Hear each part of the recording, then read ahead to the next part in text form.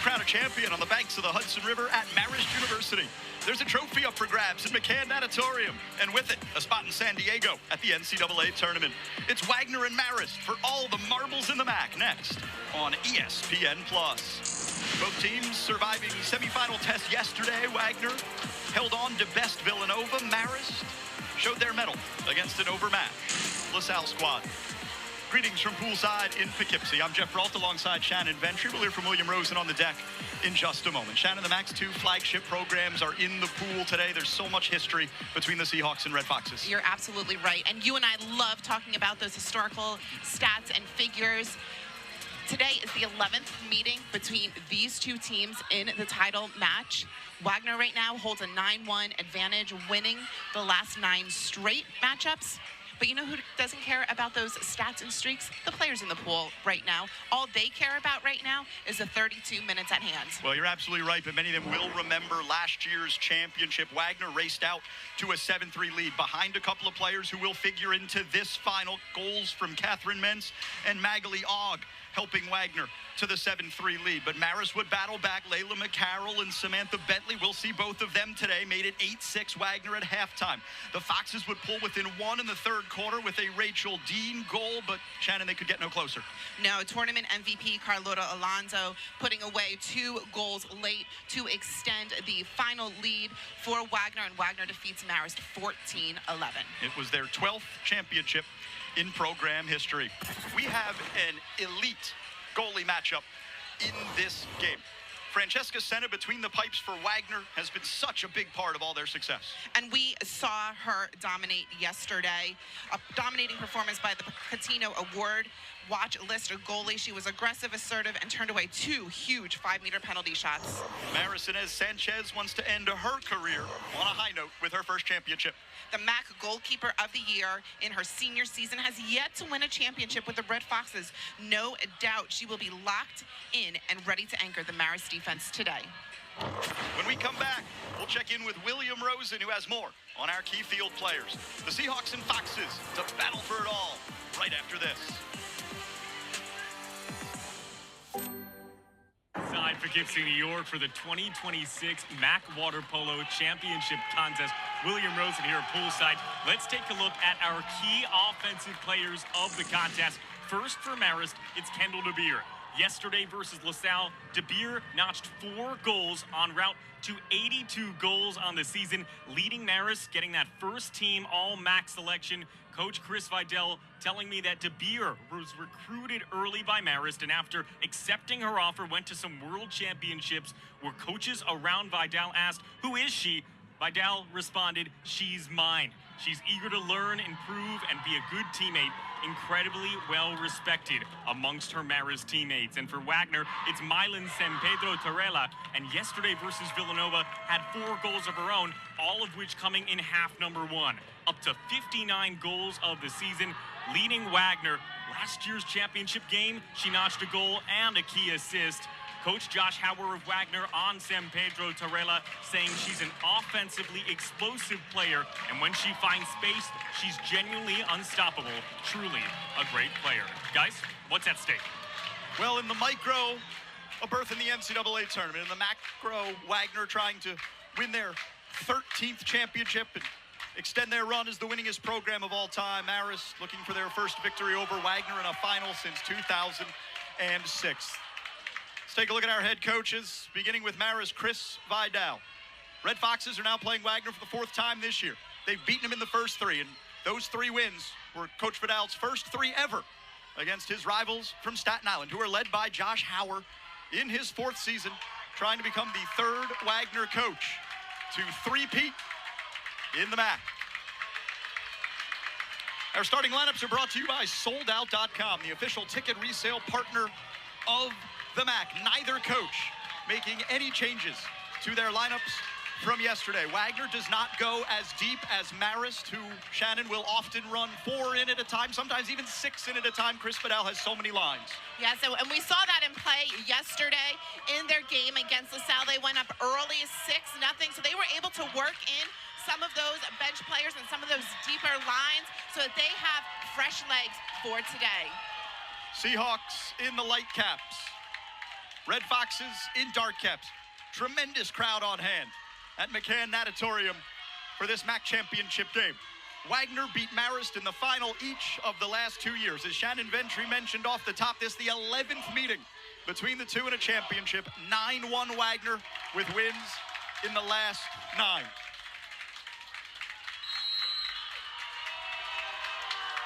Alex Holovsky-Andrus taking the opening sprint for the Seahawks.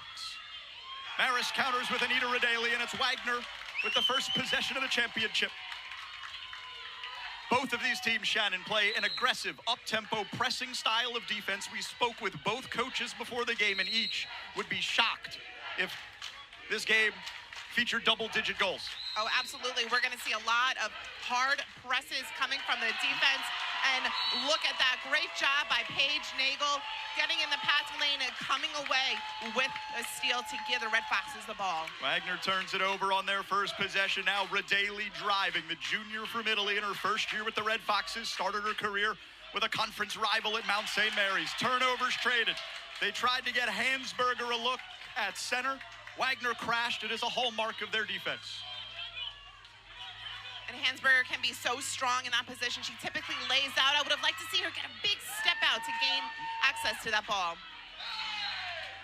Magliog fighting her way for some open water, earns an exclusion. Mara's leading scorer, Kendall DeBeer, the first player kicked out today. It's a 6-on-5 for the Seahawks. Here's Lacey Aquaro, the freshman. Now Ana Arias Perez, a junior from Madrid, Spain. Og, one of Wagner's leading scorers for Aquaro. A passer to Michaela Ulmer Lutradramo, another first year, who's an elite scorer. 3 seconds left in the penalty. The shot handled by Sanchez. The Marist goalie gets an early touch. A tough angle to shoot from. Sanchez was locked and loaded, ready for that one. Marist was strong, Shannon, the first time they were tested with a man down.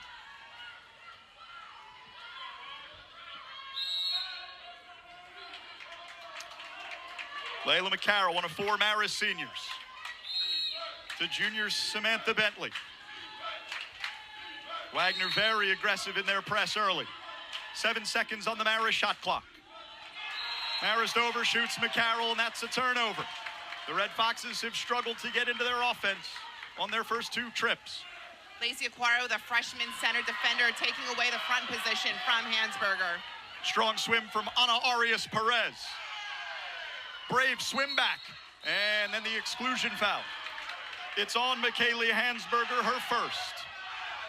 Another Wagner power play. And the officials want to bring a halt to the proceedings. I think Catherine Mentz got hit in the face, and Mentz is in some serious discomfort. She's going to come out of the pool. The Wagner center, junior from South Africa, is holding her left eye. Watch the left side of your picture.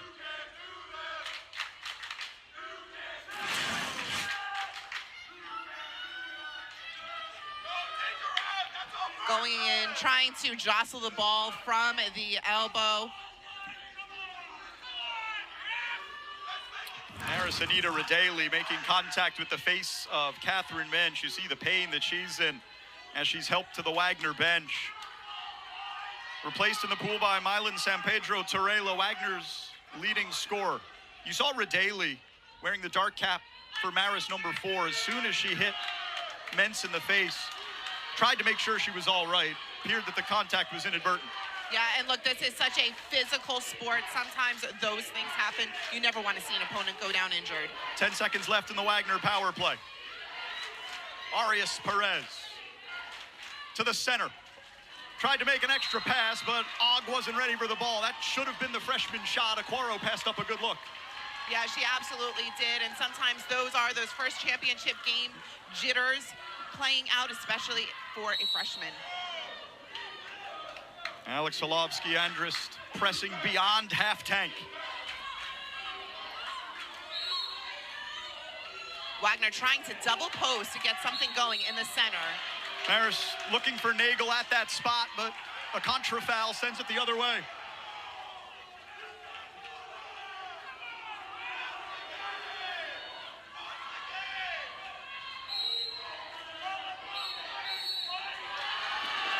Now it's Wagner's turn to commit the offensive. But that's a poor decision by Marist, swimming right into Magliog. It's back with Wagner. Right in the center of the pool. As soon as you start swimming with that ball, you put it in play. Really heads-up play by Og of just taking that ball to herself. Shannon, are you seeing some championship nerves here in the first 3 minutes? Absolutely. No one has quite been able to get on in a rhythm offensively or defensively. We've seen the defense holds up on both ends for both teams so far. 8 seconds on the Wagner shot clock. The Marist press forcing them back. The center's all the way at 5 meters, and that back foot shot will never bother Sanchez. The perimeter was so far out. Really terrific job with the press by Marist. MAAC Defensive Player of the Year, Ana Arias Perez, tried to come up with a steal at halftime. She's sneaky, isn't she? She comes from your peripheral view. Really sloppy start for Marist. Steal for Michaela Ulmer-Lutradramo. Wagner's calling card has always been their defense. They've just surrounded that elite unit with some 100-goal scorers. Not the case this year, but man, when they need to turn the screws defensively, they're as good as anybody.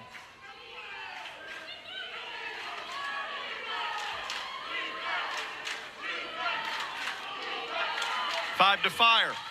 San Pedro Torrella looking for Aquaro, but it's handled by Anita Radeli, the jack of all trades for the Red Foxes, trying to pick out McCarroll on the counter. Defenders on either hip, and wow, they're able to slow the break.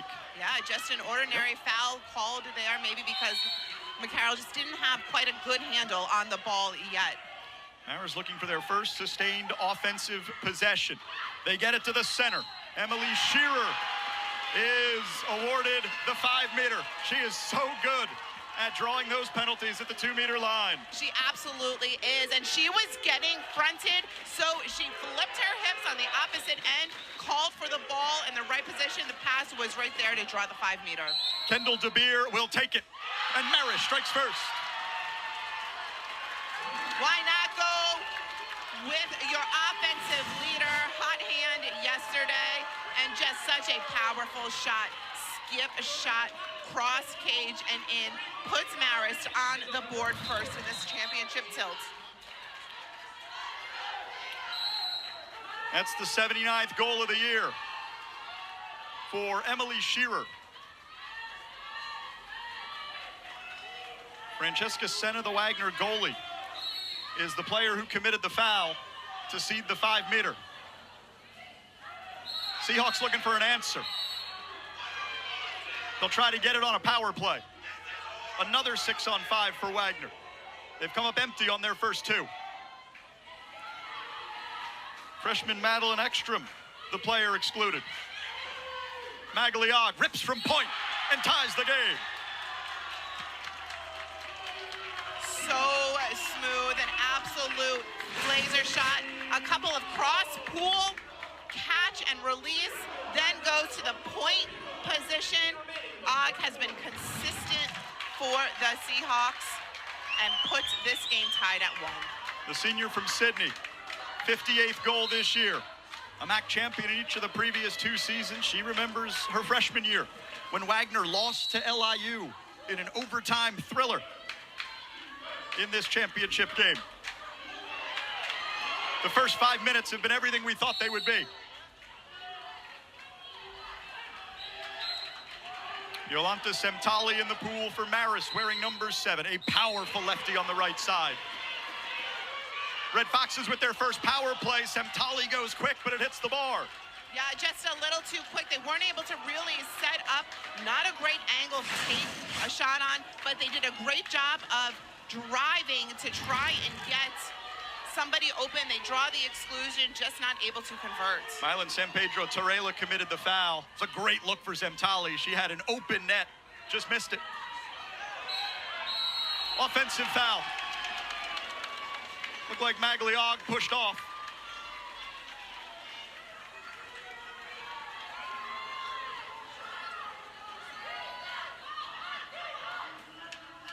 How about this press? Estelle Ramon Tarrant, a freshman from Spain, in with the Wagner second unit, all over Emily Shearer at half tank.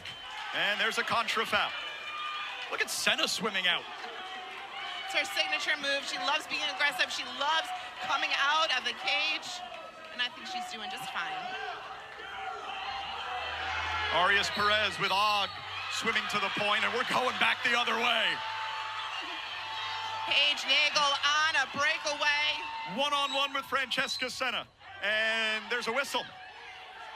Behind the play, the break is taken off, and Chris Vidal is irate. He's irate. I think he's saying the whistle came from the stands. A one-on-one opportunity, wiped off the board, the breaks, put on the breakaway, and the officials go palms up. Paige Nagel can't believe it. An opportunity absolutely thwarted. And Chris by the Vidal outside. claps at the Wagner bench as if to say, good on the fans.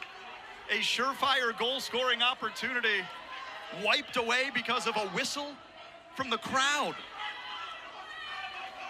Take another look and see if you can identify if someone here on the second tier of McCann Natatorium maybe confuse the combatants.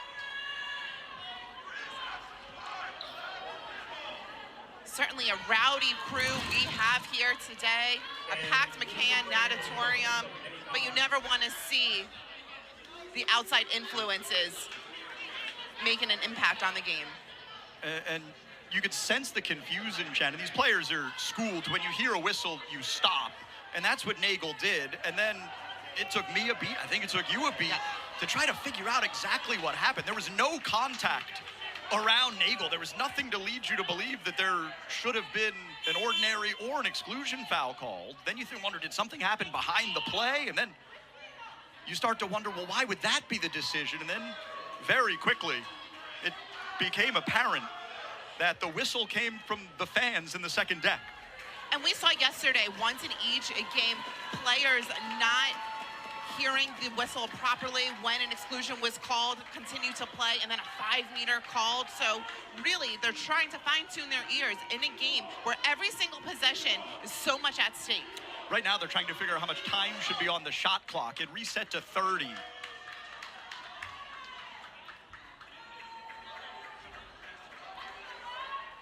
Most of those boisterous Seahawks fans who have gone tarps off here in Poughkeepsie are members of the men's water polo team at Wagner, their campus on Staten Island. They have, the last few years, Shannon, contributed to a really stellar atmosphere for these championship games. But like you mentioned earlier, you never want the veracity of the support in the stands to impact the game in the water. Right, you're absolutely right about that. You know, we want to hear some positivity coming from the stands. We were here 2 hours prior, and there were blankets covering the stands, saving seats for center pool to get the best seat in the house. You gotta love the passion. You gotta love the atmosphere in a championship game. But again, when it impacts the game in such a way, we gotta say, what are we doing here? Well, now it's a lengthy delay as the officials try to sort out this situation. William Rosen telling us that someone on the pool deck is sending security to the second tier. There may be a fan asked to depart this contest. And we might be waiting for that situation to play out before the officials throw the ball back in the pool.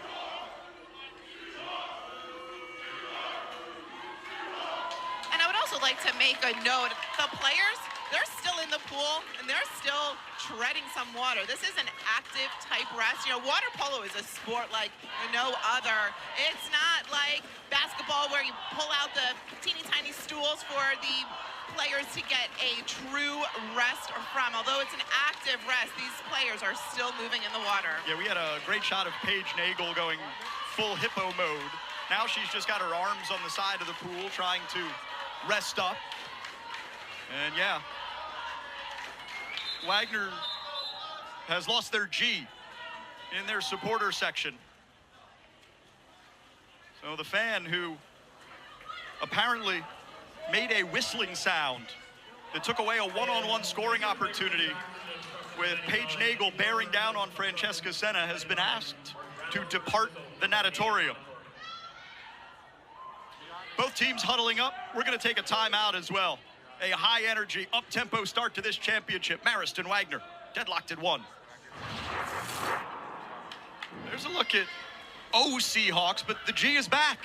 We thought we were losing the G, but after a conversation with some event staff, he's back on the risers, supporting the Wagner Seahawks. This delay coming up on over 6 minutes after we had, Shannon, some incredible back-and-forth water polo to start. Well, we saw both defenses doing what they do best, and that is the press. The offenses have not been able to get into any sort of a rhythm. That's because the perimeter has been pushed out so far. They're trying to get the ball into set. Every time they have, it's been a kick out drawn, and we will just have to see if the defense can prevail. Saw some of the other letters hopping down off the risers, event staff having words with the fans in attendance. Hey, support your team, be loud, have fun. This is high-level athletics. There's a trophy on the line, but it can't affect the game. And it clearly has here. 1:50 remaining in the first period. And we've had more time in this delay than we've had of the championship being contested in the pool. Yes, absolutely. And I think the players just want to play at this point. You see the benches cheering on their teammates, trying to get the players in the water right in the right mindset again to continue this championship game. It's going to be Marist ball. They'll have a full 30-second shot clock, and now I think Josh Hauer is protesting, hey, why do they have 30 seconds to shoot?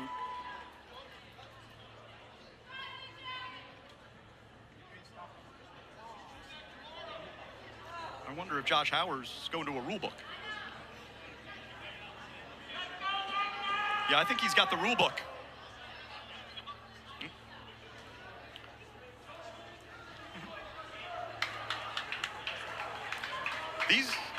This is not the first time that Wagner and Marist have had a lengthy rules dispute this season. They played at Harvard back on March 1, a 7-6 decision in favor of the Marist Red Foxes. Shannon, there was over a 20-minute delay in the fourth quarter of that game because of an error on the table. There was a player who the table staff told Josh Hauer had 3 exclusions. It was later found out that that player only had 2.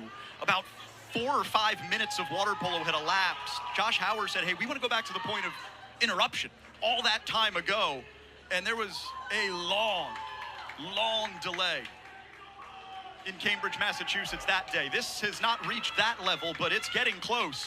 As Josh Hauer, Chris Vidal, our officials, are having a long discussion about what the situation needs to be here after, remember, Paige Nagel on a breakaway opportunity had a clear Senna and what appeared to be an inadvertent whistle from the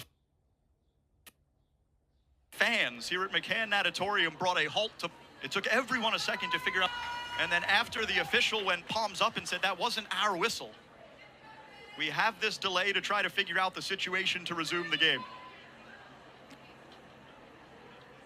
William Rosen has ears in these conversations. What are you learning, William? So right now they're just discussing whether or not the shot clock should be on the 30-second marker or 20-second marker. Josh Hauer insisting that it should be on the 20-second marker. He said that he's not disputing the possession, rather the clock timing.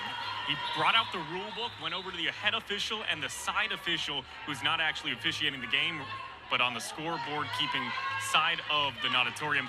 After review, he won the challenge. So 20 seconds. We are back to water polo in Poughkeepsie. It is a 20-second shot clock. A quick shot for Marist is in the back of the net. So they switched it to 20. Marist needed just 5. Kendall DeVere beats Francesca Senna. And it's 2-1 Red Foxes. Sometimes the universe, Shannon, balances itself out. Absolutely. You can hear the crowd going absolutely wild. Put it in the hands of the most prolific scorer this season. Kenny DeBeer says, no problem, coach. No problem, Paige. I got you. And now the Marist Red Foxes are up. So after a nearly 10-minute delay, it takes Kenny DeBeer 6 seconds to put Marist up 2-1. I think they call that ball don't lie.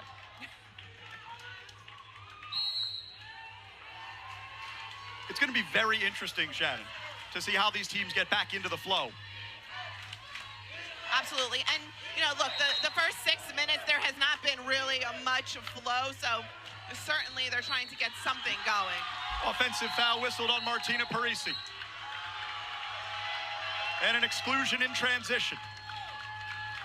Marist will have a power play. Michaela Ulmer Lutradramu is out of the pool. 6-on-5 for the Red Foxes.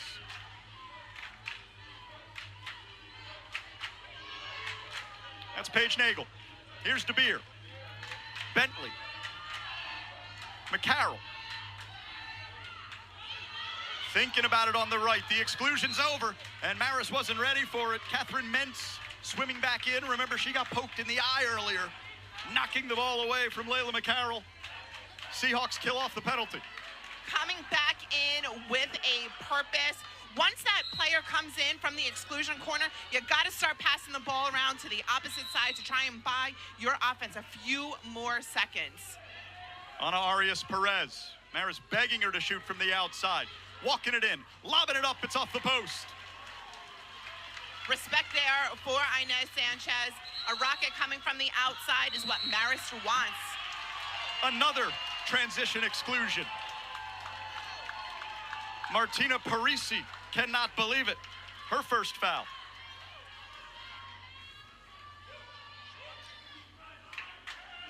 McCarroll to Semtali. McCarroll's got a lane. She'll take the shot and skip it home. Perfect timing as the penalty corner was being emptied. A hard pump fake. Great pass by Yoli. Far corner skip shot and in. Gives Marist a 2-goal edge, sitting at 3-1. It appears the Red Foxes, Shannon, have come out with more life since that delay. They certainly have. You can feel that the momentum has swung in the Red Foxes' favor in their home pool. 6 seconds to go in the opening quarter. An opportunity. San Pedro Torreira passes it off with no time to spare.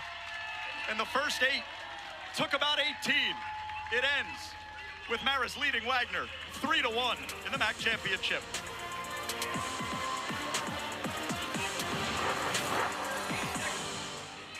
Spot in the NCAA tournament on the line. 3-1 Marist over Wagner. As we get ready for the second quarter, we'll send it down to William Rosen. Yeah, thanks, Jeff. Catching up with both coaches before the contest started. First, let's go with what Chris Vidal told me. He told me that this team is incredibly capable. He feels that they are ready.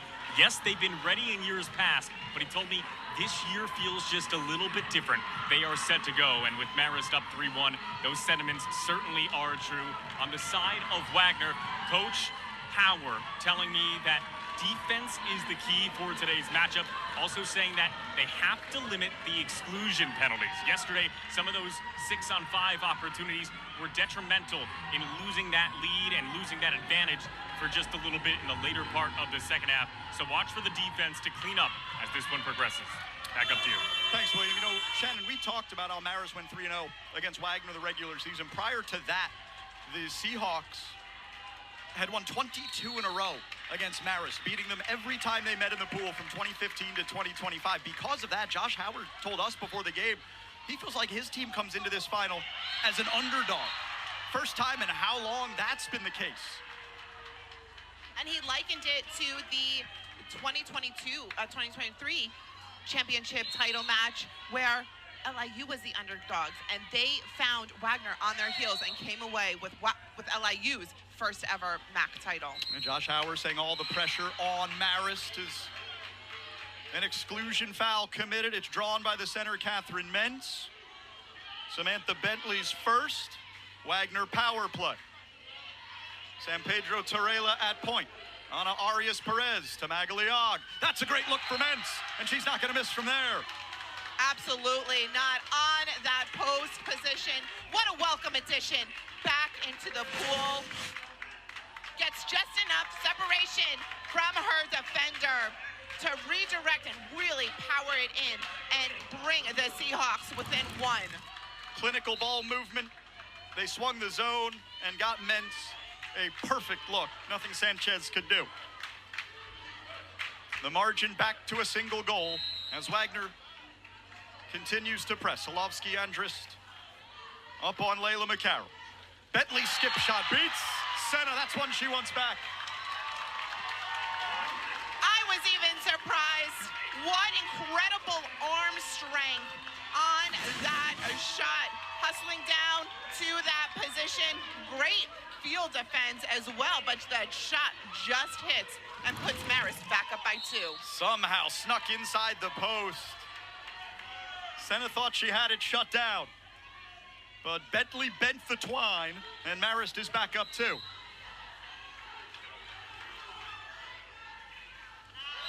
Tough shot by Solovsky-Andrist is over the bar.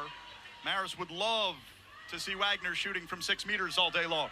Yes, and you saw on that possession, on the defense side, Marist really respecting the center position, sending 2 additional players to come crash the hole. Yeah, the battle at 2 meters today is really going to be telling.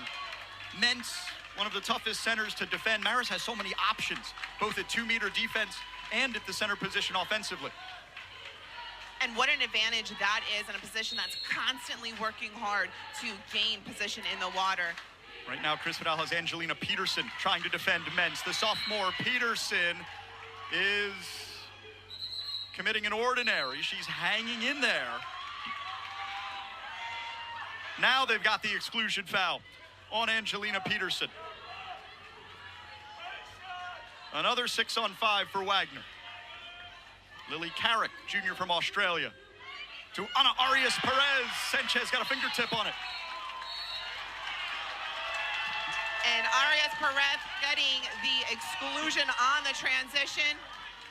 Anita Rodelli telling her teammate, slow it down right now. Let's bring it up, let's set it up. Yeah, I think there's some frustration there on the part of Ana Arias-Perez. This is, I think, the 3rd time that Wagner's been whistled for an exclusion in transition. McCarroll for Semtali. And a player coming in from the exclusion zone.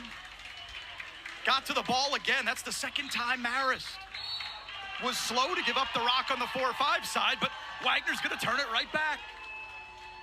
And when there is a foul in a transition, it takes a lot of ticks off the clock to swim down the pool and set up. Sometimes I think there is a bit of a clock mismanagement. You don't factor in those 7 or 8 seconds to actually swim down. Exclusion foul there as Wagner sold out for the steal. That's Estelle Ramon Turan committing her first. Beautiful pass to Rodelli, who was driving down and set up that kick out drawn. Rodelli's got it on the left. Nagel at point. She'll shoot it from there. A pass to the lefty, Semtali. McCarroll, right back to the lefty. The powerful shot grazes the bar. Chased down by Bentley. And possession remains with Marist. The team's back at full strength. I mean, we've just seen some outstanding hustle. No one's willing to give up an inch. Rodelli commits the offensive foul.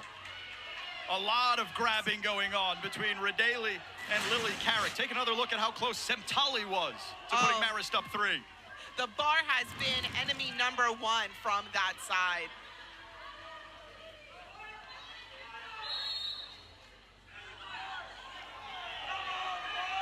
This is Lacey Aquaro on the ball for Lily Carrick.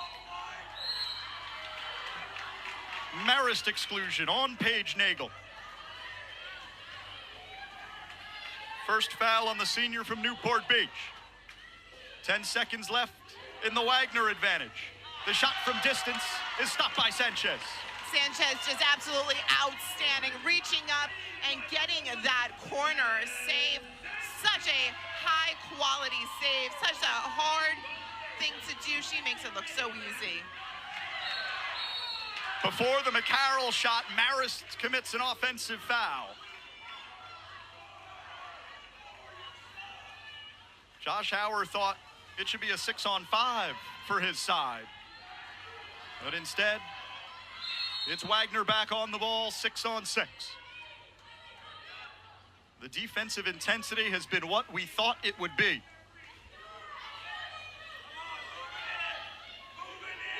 Solovsky-Andrist. That's great defending by De Beer. Made life really difficult for Magaliag, one of the top offensive threats for the Seahawks, and excuse me, it was San Pedro Torreira who was being well defended. Hey, also one of the top offensive threats for the Wagner Seahawks. 5, not 6. Tabir defended by Pike. She can shoot this, but instead we'll give it up, and we've got another offensive. The officials have tightened up after the lengthy delay. Yes, just absolutely sending a message to these players. They know it's physical. They know it's going to get chippy. They don't want anyone coming out injured. Wagner countering their bread and butter. Carrick lost the ball because she was fouled from behind. A 5-meter for the Seahawks. Josh Hauer says, when we counter, we want to do it like our hair's on fire. And it'll earn Mylan San Pedro Torreira a free shot against Inez Sanchez. And how about that pass in there by Pike when the inside water was apparent? Wagner's leading scorer on the season is stopped by the post, but her second chance is in, and Karen right back to her.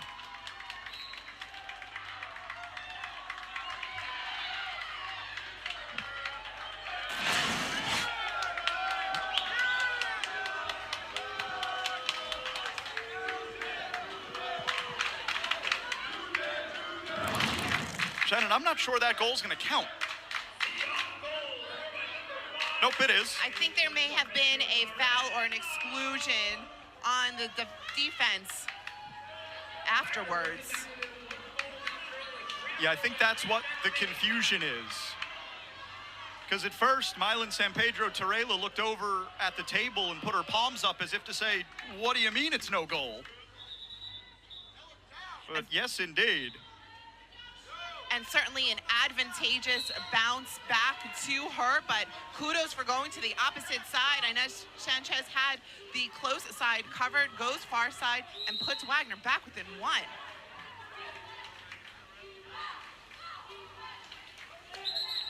We have seen a little bit of everything here in the first 16 minutes. 3 minutes to go before halftime. Marist power play. Ana Arias Perez, the first player on 2 exclusions. That shot slips through Senna. Star Valente, the sophomore from Commerce, California, part of the deep Marist bench, getting the goal right back. Marist started wide. They started walking it back in. She had space, so she shot the ball. What Coach Vidal is telling us, if you have space, shoot. If not, move. And perfectly placed on the 6-on-5 opportunity. Shannon, we've now seen Francesca Senna let through 2 goals that she normally keeps out.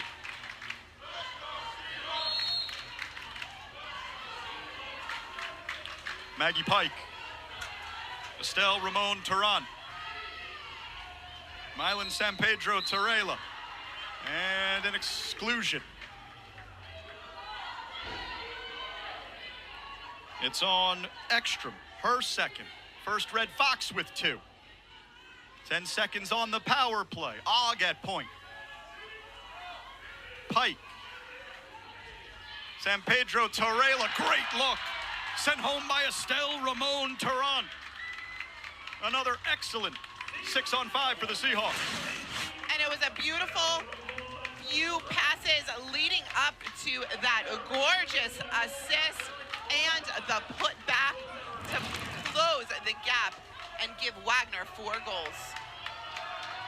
So after Alyssa Valente scores for Marist, her 6th goal of the year, the freshman Ramon Turan with just her 9th tally of the season. Reserves getting into the act here in this MAAC final. Inside 2 minutes to go in the first half. And another Marist turnover. Wagner with a chance to tie the score on the counter. Here comes Pike. Leaves it for Og. Back to Pike. And Marist swims over to commit the foul. It will lead to a 5-meter and a chance for Wagner to equalize. Pike had the inside water from the jump. Marist was coming in as hard as they can, but came on the back, and that is instantaneously a 5-meter penalty shot. San Pedro Torreira will take it again. Sanchez the save! What a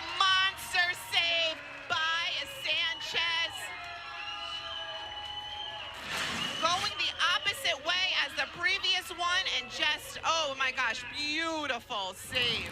Got a full fist on it. Sanchez stone-faced after stopping that shot. 90 seconds remaining in the second quarter.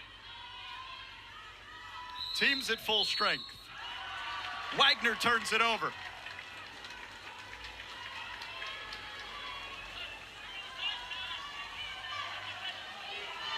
By the way, that last exclusion foul was on Yolanta Semtali. She is now on 2.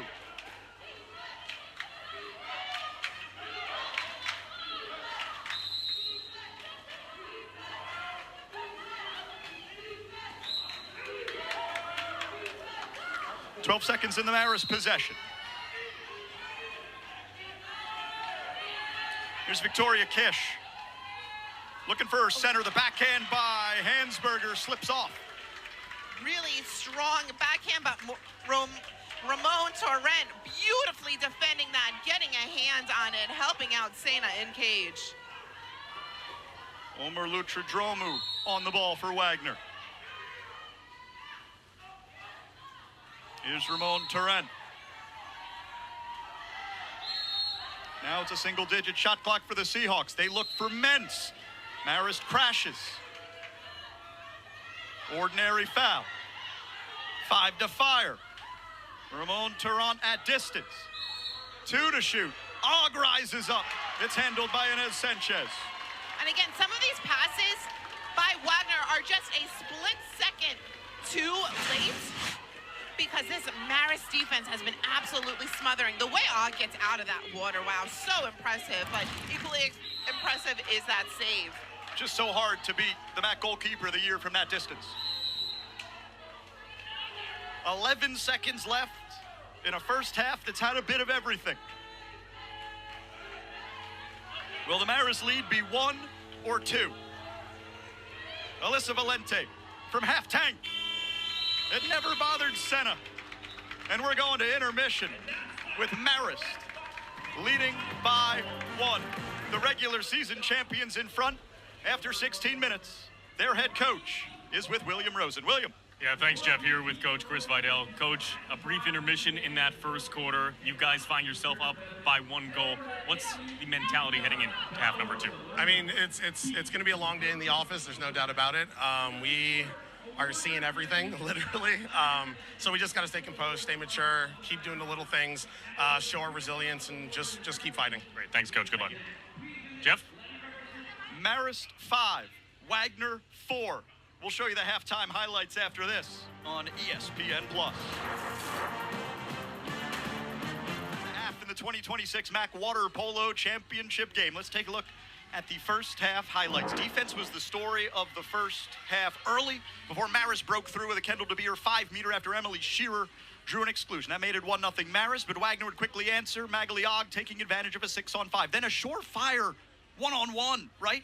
Halted because of an inadvertent whistle from a fan in the stands. Everybody confused. We had a 10-minute delay after the Nagel scoring opportunity was halted, and then just 5 seconds after we resumed, Kendall DeBeer scored again to make it 2-1 Marist. The Red Foxes would add another strike at the end of the first quarter. Leela McCarroll beating Francesca Sena. 3-1 Foxes after 8 minutes. We went back and forth in the second quarter. Mentz opening the scoring on a Wagner 6-on-5 to pull the Seahawks within 1. Then Samantha Bentley would go short side to get Marist up 4-2 before an answer from the 5-meter line. Mylan San Pedro Torrella with her first goal of the final. On a Marist power play, Alyssa Valente with her first goal of the day put Marist back up 2 before the final goal of the frame went to the Seahawks. Estelle Ramon Torrent on the power play. 1-goal game at intermission.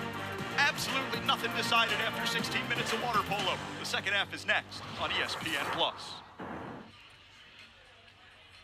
The 2026 MAAC Water Polo Championships are presented by the Air Force Reserve, a proud partner of the MAAC, and by Jersey Mike's, a proud supporter of MAAC women's sports. Jersey Mike's, a sub above.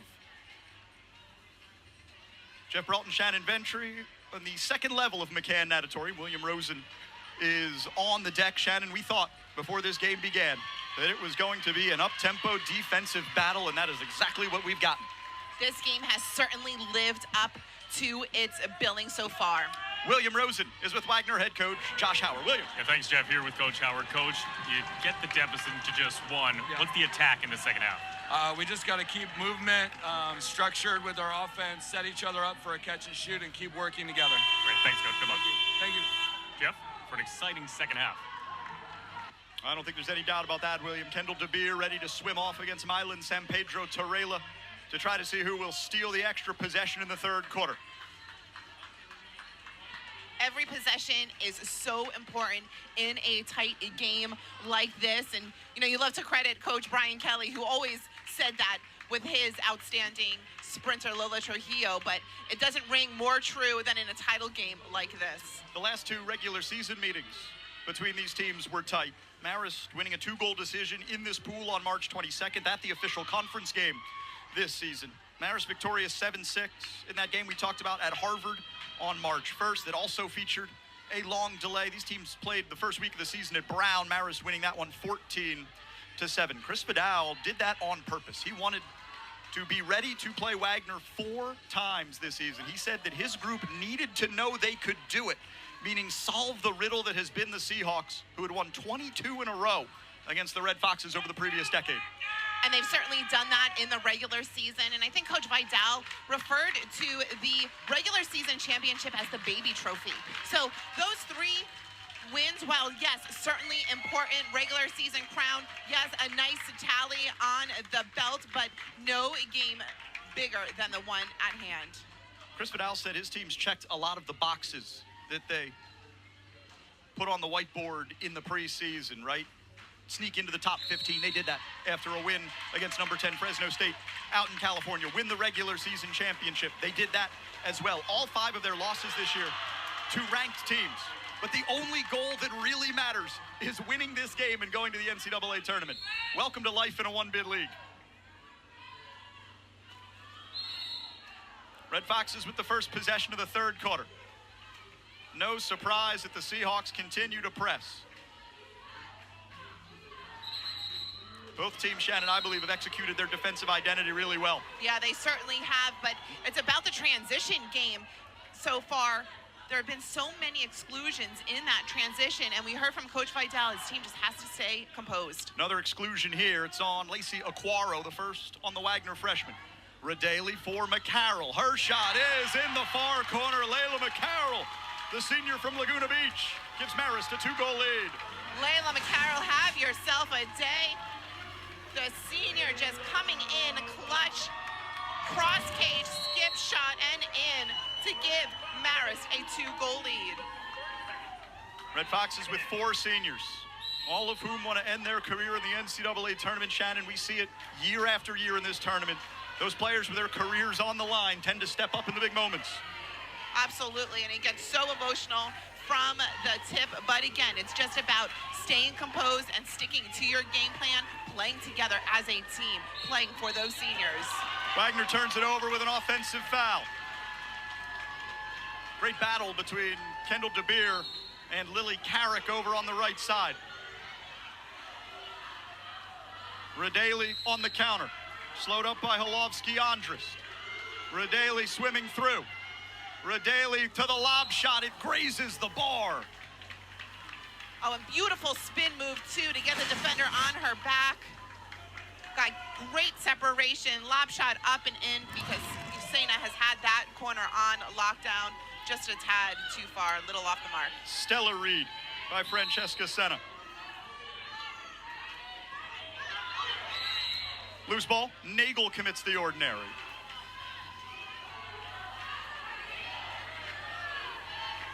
Wagner looking to get Mens to look. Magliog. 3 to shoot. I don't think Wagner recognizes it. The shot clock's going to expire. Lily Carrick just didn't know the situation. And Lily Carrick was pointing to Og to say, get back on defense. Now the counter for McCarroll. Strong swim by San Pedro Torreira to try to cut her off, but McCarroll able to rise up and score.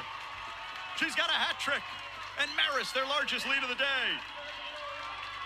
When far side first in the corner, now chooses to go near it, and just a bit of a push shot, but what momentum from her legs to find the back of the net. 42nd goal of the year for McCarroll.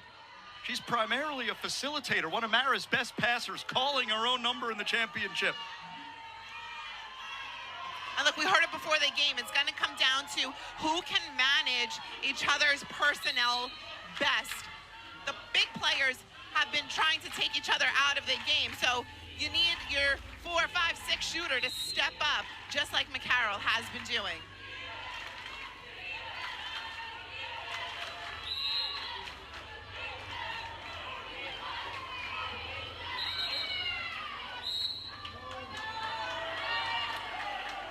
Power play for Wagner. They got Redaley. Her first exclusion foul. Seahawks have scored 3 goals with a man advantage. Estelle Ramon Tarrant makes it 4. Finally finding that far corner. Sanchez has had it locked down, but what an absolute laser. Great put away. Second goal for the freshman from Barcelona. What a welcome addition. Joining Wagner in January after some really high-level experience in Spain. Josh Howard compared her to former MAAC championship MVP Mar Navarro. Said she's already great defensively. When she fulfills her potential on offense, look out. Couple of big goals to bring Wagner back within 2. The bright lights of this big stage certainly has not proved to be too much for the freshman.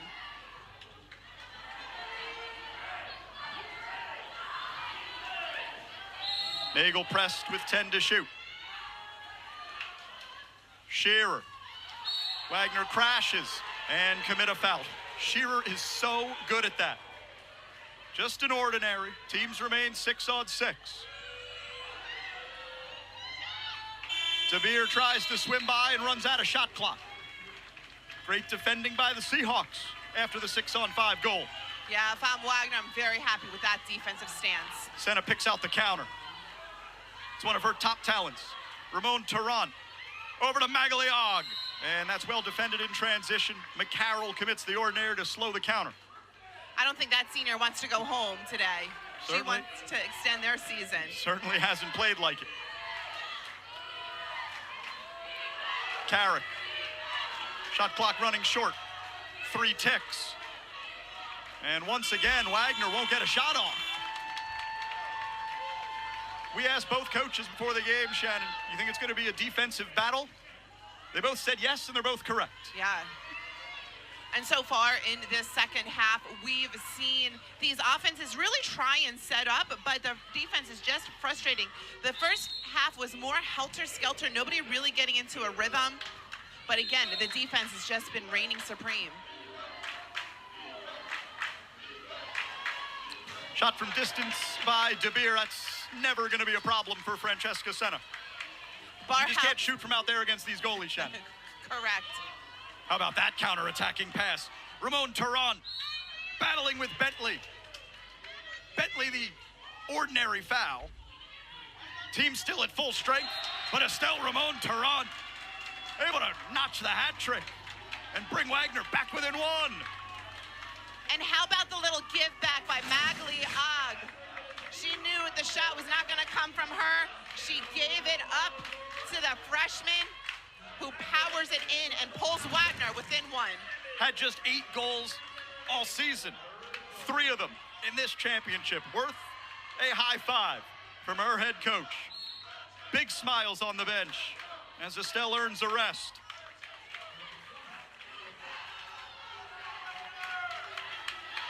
It's like Paige Nagel has lost her cap.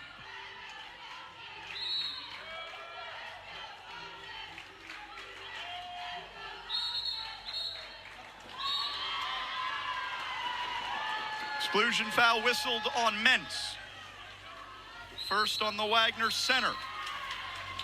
Another exclusion. This one's on Carrick. It's a 6-on-4 for Marist. DeBeer rips it and scars it. setting up on the far side, walking it in closer to make the angle better for her. Couple quick pump fakes and in. Puts Marist back up by 2. That's her hat trick. She becomes the 3rd player in the match with 3 goals, joining teammate Layla McCarroll and opponent Estelle Ramon Turan.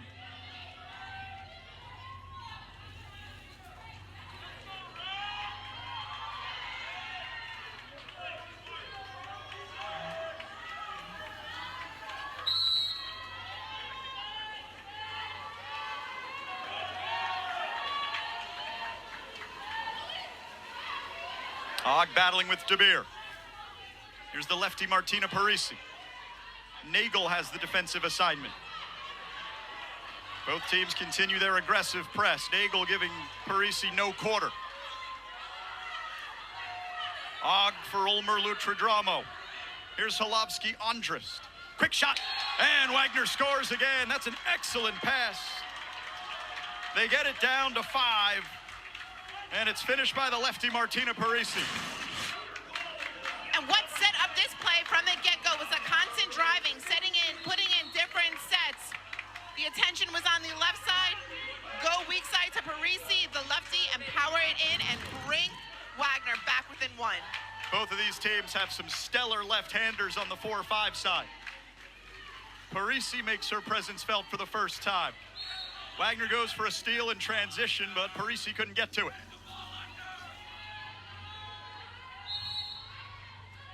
Ordinary against Bentley.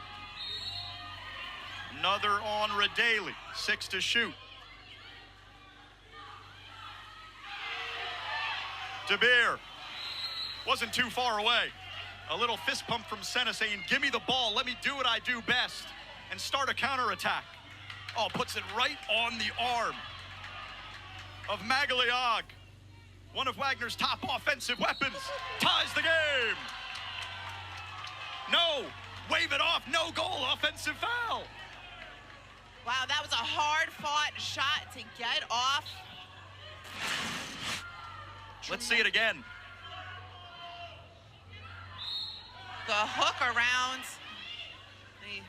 Wagner couldn't believe it. They thought what I thought, it was 8-all. Now Marist has a power play.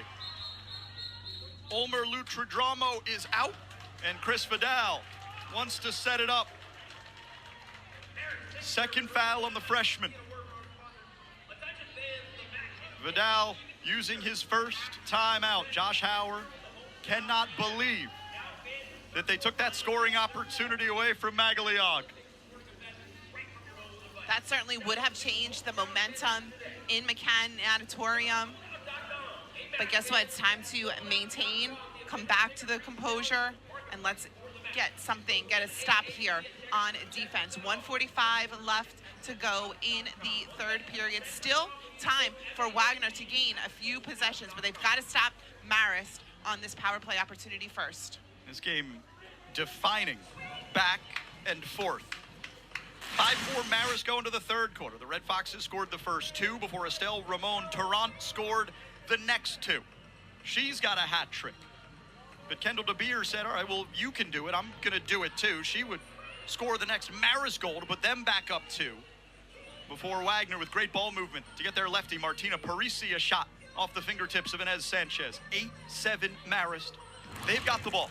They've got a man advantage coming out of the stop and are looking to go back up by 2. And as we keep harping on, every possession is so incredibly important, especially when you have these 6-on-5 opportunities coming out of a timeout. 17 seconds in the exclusion clock. Let's play this smart. We'll update the players in foul trouble. For Wagner, Ulmer Lutradramo and Arias Perez are on 2 exclusions. For Marist, Yolanta Semtali and Madeline Ekstrom. That's what these teams are playing for. And with that trophy comes a spot in San Diego at the NCAA tournament. 10 seconds of 6-on-5 for the Foxes. McCarroll gives it up to Zemtali. And she just made one too many balks. Ana Arias Perez, the MAAC co-defensive player of the year, took the ball away. Not what Chris Vidal wanted out of the timeout. No, certainly not. Marist will want that one back, but let's see if Wagner can make them pay. Arias Perez. Og scored Wagner's first goal, has been quiet since. Paige Nagel commits the exclusion foul, her second. She was going for the ball under on that. The hand was on top of the ball, but got called for an exclusion instead. Slipped off Og's hand at the point. She wanted to rip from 6 meters away. Just couldn't hold on to it. Leila McCarroll has been all over this pool. What a great defensive stop by the senior. And then a frustration foul on Og. Her first exclusion. 5 seconds of power play, Polo for the home side. Semtali couldn't hang on to the rock. McCarroll with the teams back at full strength. Danger remains. She tries for the corner, but it's slapped away by Senna. 22 ticks left in the third. Marist with another opportunity to score. 22 seconds, even strength. Marist needs to move to find and get somebody open.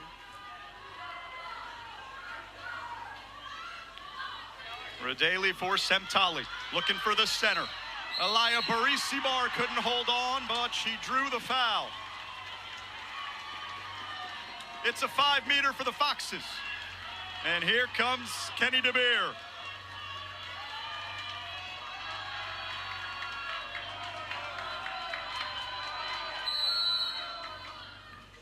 Marist back up 2. DeBeer has been hot all weekend. Give the hot hand the ball, and what a powerful skip shot. Putting Marist back up by 2. Senna making a really admirable jump at the ball. Just had a little bit too much mustard on it. For the second time today, Shannon, a Marist center drawing a 5-meter foul. DeBeer's first goal of the game because of an Emily Shearer exclusion drawn. Her 4th goal of the game because of Barisibar drawing the exclusion. 3 quarters in the books. It's 9-7 Marist. 8 minutes left to decide a champion here in Poughkeepsie. 9-7 Marist. As we go to the 4th quarter in McCann Natatorium, Red Foxes and Seahawks playing another classic. The 11th time these two schools have met in the championship game. It's been all Wagner. They've won the last 9. Not since 2006 have the Foxes solved the Seahawks. But Shannon, they exercised a lot of demons, beating Wagner 3 times in the regular season. They absolutely have 3-0 heading into this championship game, but no game bigger than the one right here at hand. Let's go down to William. Thanks, Jeff. Had ears in the Marist huddle before Chris Vidal joined the squad in the huddle. It was the words of encouragement from the senior and junior leaders. Michaeli Hansberger telling her team, keeping us in it, it will be defense. Defense is the key. Samantha Bentley also joining the sentiment, saying it's 0-0 right now. It's all about defense. Then Chris Vidal joined the huddle and said the exact same thing. Be smart, defense, defense, defense. Thanks, William. Marist trying to make the NCAA tournament for the first time since 2021. They beat VMI that season. Wagner did not compete in that campaign. They had so many international players that couldn't get to America because of the ongoing COVID-19 pandemic. So they canceled their season. Wagner, in a year in which they've competed, have not missed a MAAC championship game in 15 years. In the pool, they have been a dominant force. A shock loss in the championship to LIU 3 seasons ago. Back to dominance the last 2 years with championship victories. Looking for the three-peat today, but down 2 goals at the dawn of the 4th. They've got a power play, and they have been excellent with a man advantage. Omer Lutradramu. to Parisi for the center, but it's off the hand of Og. And did they foul Og to seat a 5-meter? Yes, they did. So Og couldn't hang on because they fouled her. And it'll be Mylan San Pedro Torrela to the spot. Hansberger going for the ball, but catches the elbow. No shot able to be made, and a 5-meter is called. One-on-one with Inez Sanchez. She's already stopped a 5-meter. Won't get this one. San Pedro Torrela center the wrong way. We got a 1-goal game. Great poise by the junior attacker. Flicking her head one way, shooting the other way, and bringing the Seahawks within 1. Exactly what Josh Hauer wanted with the first possession of the 4th quarter. Bentley, quick shot, slapped away by Senna.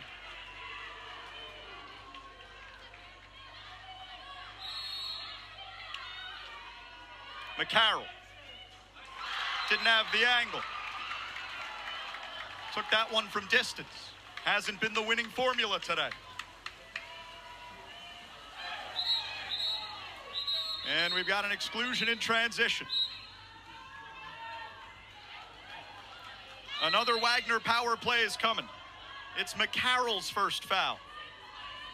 The Seahawks have been lethal, attacking with 6-on-5. San Pedro Torrela gives it up for Olmer Lutradramu. 3 seconds left in the power play. Here's Mentz. It's batted off the bar, but the second chance is in. Og cleans it up. We're all tied at 9. Magali Og with the garbage goal, and getting the ricochet on her side, whips it in backhand style to tie this game at 9. Oh, the margins in a championship game. Shannon, you field block it over the bar. It's Marist ball.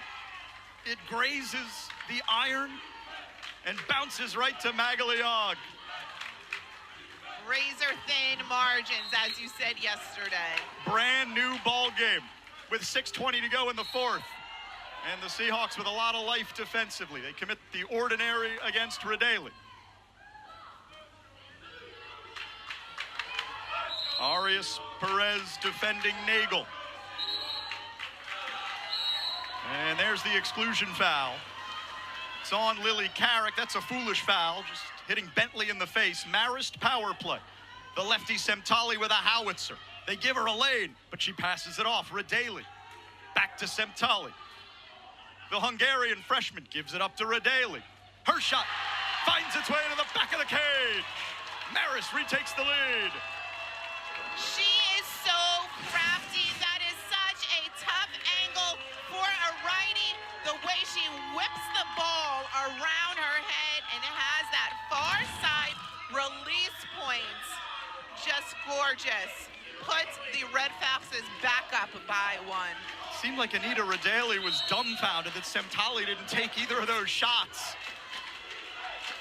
And you have to wonder, she's missed 2 recently from that side, if she's in her own head a little bit. But great job passing it up to her teammate, who makes good. Critical goal for the Red Foxes to stem the tide. Ramon Tarrant looking for Mentz, but Maris crashes. And the Red Foxes retake possession. Going from pressing so hard to crashing that whole set takes so much physical fitness, and that's something that we've seen from the Red Foxes all season long.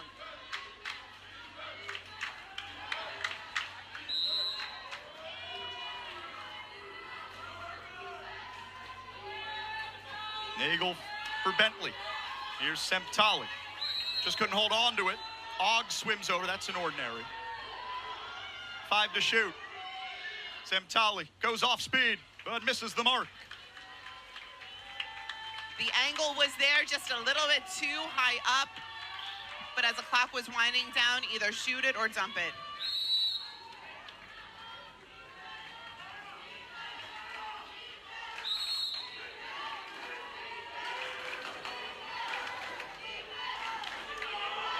San Pedro Torrela. Look at Mentz battling with Bentley in the whole set position. Shot from Ana Arias Perez, stonewalled by Sanchez. Sanchez making those saves when the ball is coming from the top of the perimeter time and time again. That is where Marist wants these shots to come from, making it look easy. One Spaniard rejected by another. Marist trying to reassert their 2-goal advantage. Wagner ordinary. Quick look for the center. Good swim to the right. Barisibar had it taken off her hands by Og. What defending by Og. And Vidal can't believe that it wasn't a foul. Certainly worth another look. Coming in. Ooh, did Og get hand with the left before the ball with the right? Ooh, and then an inadvertent elbow there. Again, look, that's such a close, physical, intimate game. Winding down, 4 minutes left. These teams are giving it their all. Here's what's at stake. Be a 3rd straight championship for the Wagner Seahawks, and they would add to their total of 12 in program history, which is the most of any team in the MAAC. We talked about Marist having not gotten to the NCAA tournament since 2021. That's the only time that Chris Vidal's group have gone to the big dance. What's not on that graphic, though, is that they did not win that title over Wagner. 9 times in a row, Wagner has beaten Marist in their home pool in the MAAC championship. As that streak is built, the Red Fox frustration has grown. They are trying to solve the Seahawks for the first time since 2006 in a championship game today.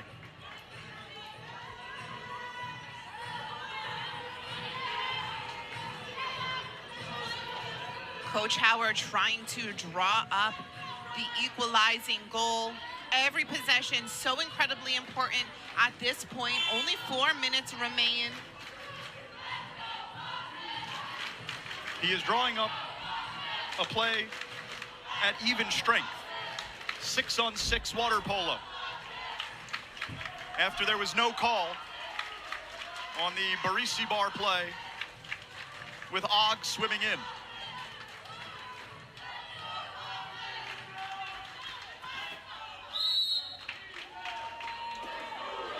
We're halfway home in the 4th quarter. Wagner trying to tie it up.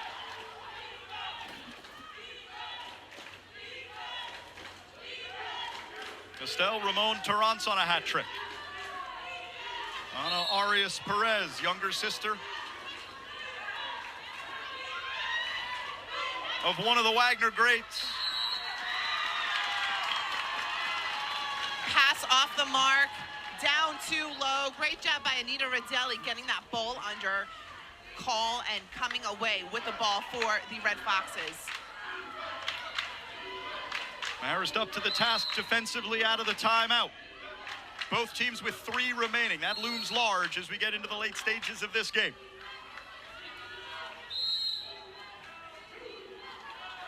Rodelli for the center.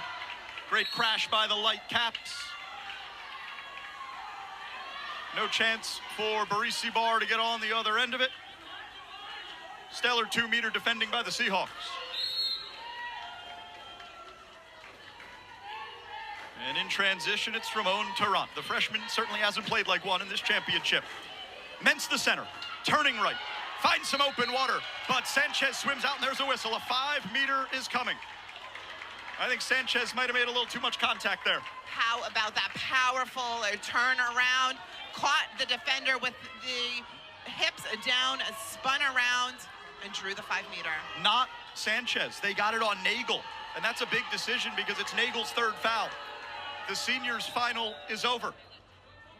That's a huge loss. She is as aggressive as it comes for the Red Foxes, willing to put her body on the line to do whatever it takes.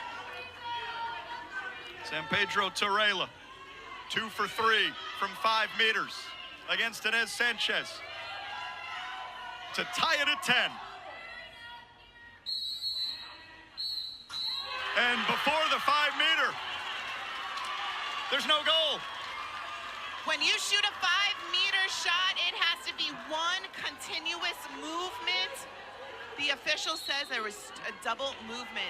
Let's have another look at that. I didn't see it live. Did she balk? She did. She balked at it. And again, it's the fundamentals of where you place your hand. From the first time you step into a water polo practice, coaches tell you always put your hand under the ball. Marist just has to throw it to the corner. Did the championship pressure get to San Pedro Torrella? 2:20 left in the fourth. Wagner down 1. Team's at full strength. Ulmer Lutradramu across the way for San Pedro Torrella. Now it's Og. Offer back-footed in. 10-all. What a goal for Magali Og. Great pass into the center. Thinks like she's gonna go a backhand, but flips it around. Defense coming in strong, but she has enough to bury that ball and tie this game. One of Wagner's Seahawk seniors with another big goal. Each of Og's last 2 strikes here in the fourth quarter have tied the game. The first 30 minutes just for show. Marist power play. Ulmer Lutradramu kicked out. Her 3rd exclusion. Her championship is over. Timeout, Chris Vidal. No Shannon, how are your nerves? I don't know that my blood pressure has gone down at all since the jump. I mean, this game is living up to its billing, and great timeout by Chris Vidal, by the way. Tie 10-10, less than 2 minutes remaining. You have a power play opportunity. Let's not squander this one. Josh Howard drawing up the 6-on-5 defense.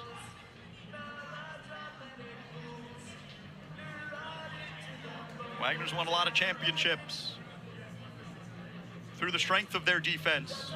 They've been a defensive first team this year. No 100-goal scorer for the first time in a long time. Last year was Carlota Alonso, the All-American, who led them in scoring. This year they've got a more balanced attack on offense and have really had to lean on their defensive capabilities to get into this championship game. They need their best 20 seconds at D right here. Marist ball in a 6-on-5 with under 2 minutes to go in regulation.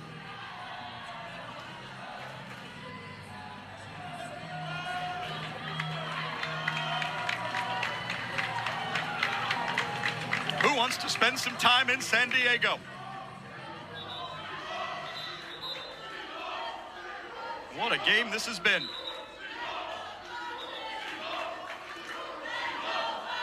Semtali and McCarroll on the right.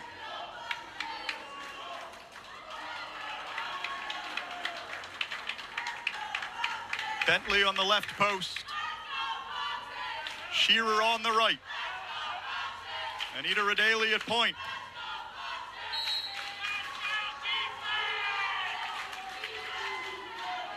Kendall De Beers on the left side.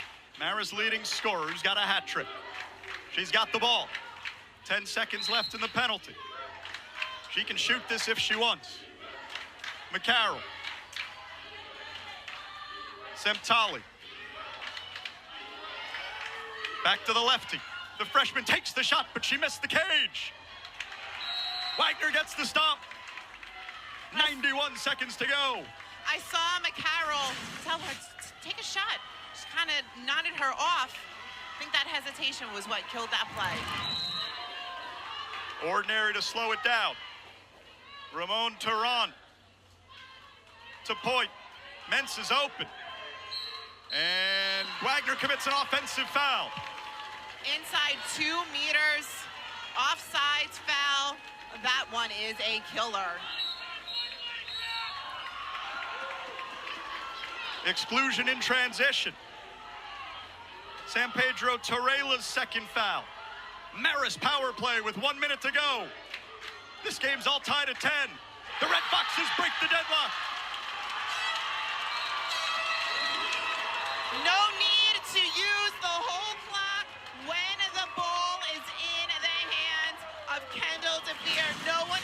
more reliable or more dependable. That laser shot gives Marist a 1-goal lead with under a minute remaining. De Beer's 5th goal of the game, her 9th of the championship, to the delight of the home fans in McCann Natatorium. Is that the tally that gets the Red Foxes through to the NCAA tournament? Plenty of time for the Seahawks. We've seen some late game heroics all throughout the tournament, throughout the years. This game is far from over.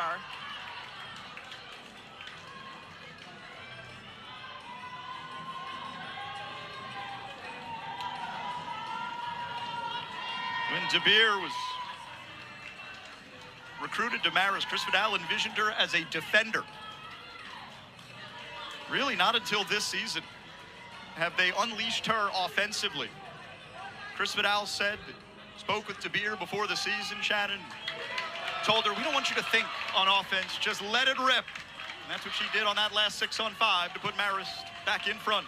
We've seen it all a game, and just what a leader by example. When the lights are shining the brightest, she does not falter. San Pedro Torrella, Ramon Tarrant, Magliog, Polovsky Andrist, Catherine Mentz, and Ana Arias Perez, the 6 on offense for the Seahawks. They don't want to relinquish the MAAC crown. Mentz, her shot beats Sanchez. The center, surrounded by dark caps, ties the game at 11. A lot of movement, a lot of drive, some pick and rolls there, all to get Mentz back in that center position. And what a great job controlling that ball and just willing it to the back of the net for the equalizer. In a 1-on-4, Mentz pours in her 46th goal of the season. Timeout, Chris Vidal. He's got 1 remaining. Wagner with 2. And this is an ever so important possession for Marist. Not only do they need to get a good shot off, they need to try to control the clock a little bit here as well. Yeah, the time and score situation is important. 43 seconds on the game clock, a 30-second possession. So no matter what happens here, the other team's gonna have a chance.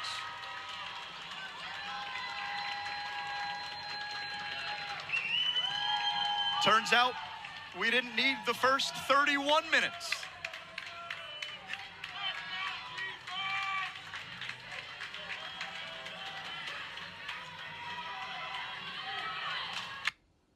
This game's delivered everything you could ask of it.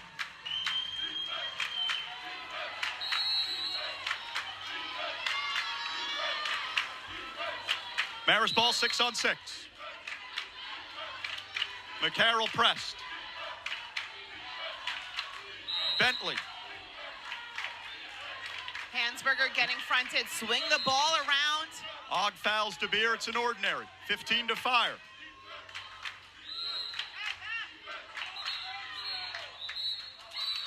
Now they've got an exclusion.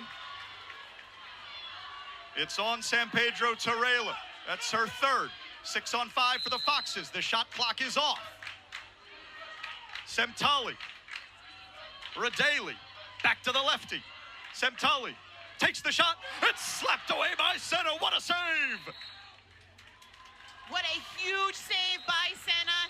The lefty going far corner. Swiped away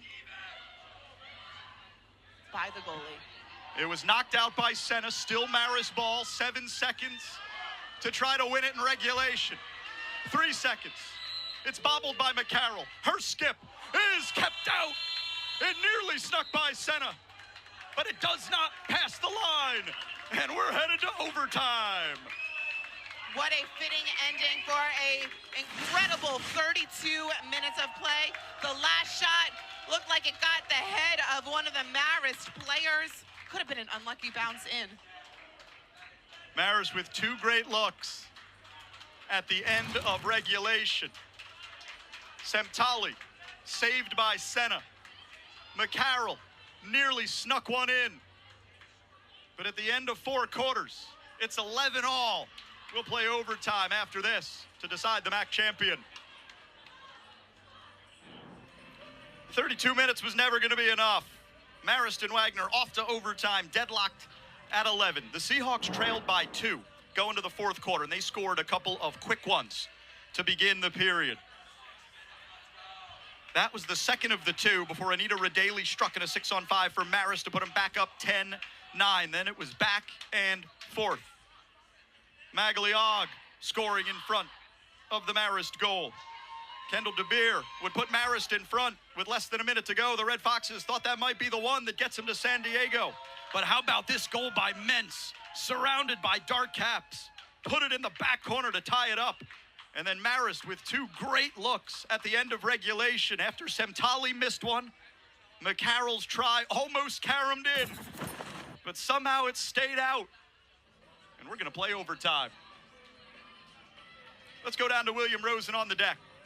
Jeff, in the huddle of Marist, Chris Vidal telling his squad he knows that there are some uneasy feelings right now, but he said that there is a lot of water polo to play. He said, settle in, play fast, and play together. Let's see how this shapes up for both squads, guys. There is 6 minutes of water polo still to be played. 2 3-minute halves, the times you rely on your teammates. Marist with 1 player out, senior Paige Nagel. She's got 3 fouls. 2 Seahawks will not participate in overtime. Mylan San Pedro Torreira, their leading scorer on the season. And Michaela Ulmer Lutradramu, a freshman from Saskatchewan, Canada. 3 really big losses for both teams combined. But as we heard from both coaches, they mirrored the same sentiment of teamwork. Stay composed. There is a reason why there are 7 players in the field and both have deep benches. It's going to be who can manage the other team better. Marist was up 7-4 early in the 3rd quarter after back-to-back goals from Layla McCarroll. Since that point, it's 7-4 Wagner. And the Seahawks defensively have not allowed Marist to score multiple goals in a row. What Wagner has done defensively in the second half, Shannon, has been stellar. They have done an outstanding job of not only just staying in their press and coming away with some steals, but also not allowing the 3-headed monster that is the Marist centers overtake this game. 3 minutes on the clock in the first period of overtime. Marist with the possession. DeBeer wins the swim, and Radaley will drive it. The junior from Italy, slowed up by Ana Arias Perez.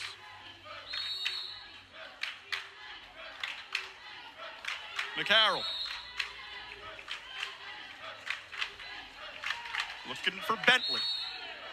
Mentz fouls Bentley with 10 to shoot.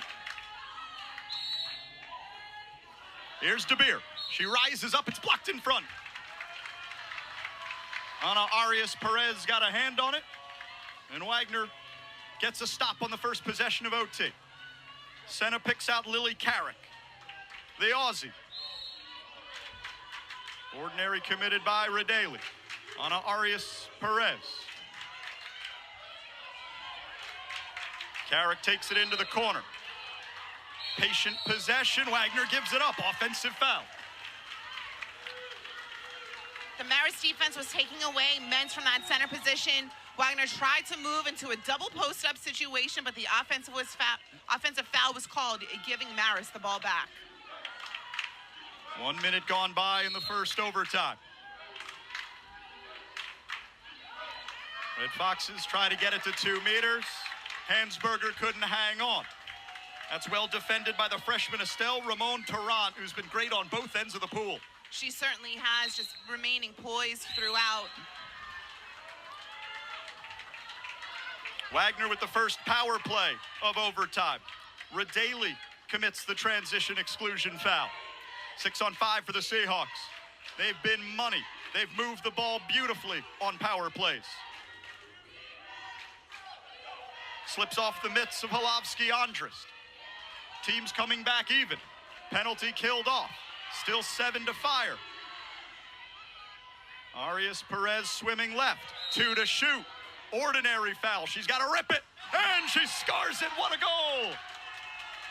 Wow. What a great offensive stance by Arias Perez. Getting that inside water, maneuvering her hips to find a better lane and go cross cage and put Wagner up by 1. It's their first lead of the championship. And Marist surely thought they were going to get the ball back in a tie game. Now a Red Fox power play. Lily Carrick's foul is her 3rd. Can Marist answer? De Beer dumps it down and in. Just over the line before Ramon Tarrant clawed it back. Again, Kenny De Beer, hot as anything in this game. She's been on fire from that close corner, giving Marist the equalizer. 6th goal for De Beer.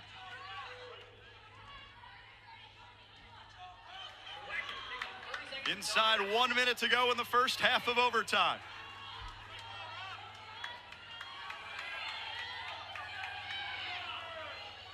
Wagner taking a 30-second timeout just to give their players a chance to see the play at hand and get set up.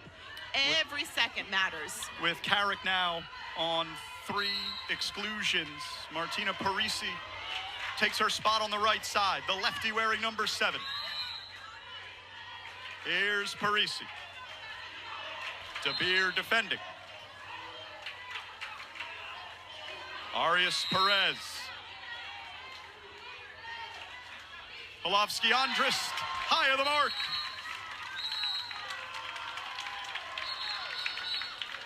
These transitions have been so incredibly aggressive. It seems like there's been a kick out on every other one.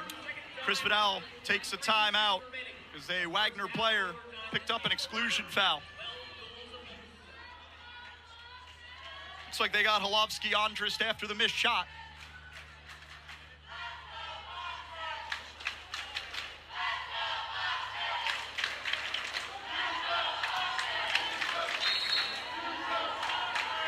Red Foxes setting up a 6-on-5. The timeout allows the Red Foxes to use nearly all of that 20-second exclusion clock. Radaley, great vision. On Arias Perez with those long arms, tipping it beyond the line. You can see Big why. time field block. Yeah, co-defensive player of the year coming up big. Marist could never get into a rhythm on that power play. 15 ticks to go in the first half of OT.